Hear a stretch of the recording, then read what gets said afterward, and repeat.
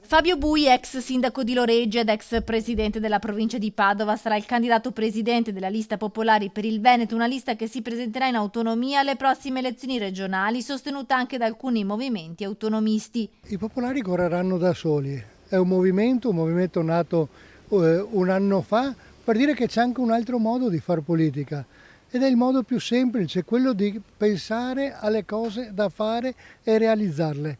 Non parlarsi sempre addosso, non litigare continuamente. Noi vogliamo dare una risposta al Veneto. Una candidatura fuori dai partiti che vuole dare risposte ai veneti, mentre per le grandi coalizioni i nomi vengono imposti da Roma, spiega Bui, Popolari per il Veneto vogliono presentare soluzioni concrete su temi come imprese, scuole, infrastrutture, sanità e anche sull'ambiente.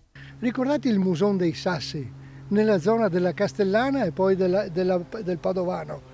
Il Musone dei Sassi ha bisogno di una vasca di laminazione di 1 milione di metri cubi d'acqua. Salverebbe Castelfranco e salverebbe tutta l'Alta Padovana. Perché sono ferme queste vasche? Perché c'è un vincolo ambientale e architettonico in una vasca di laminazione, perché sottoterra c'è una casa colonica sepolta da anni di epoca romanica.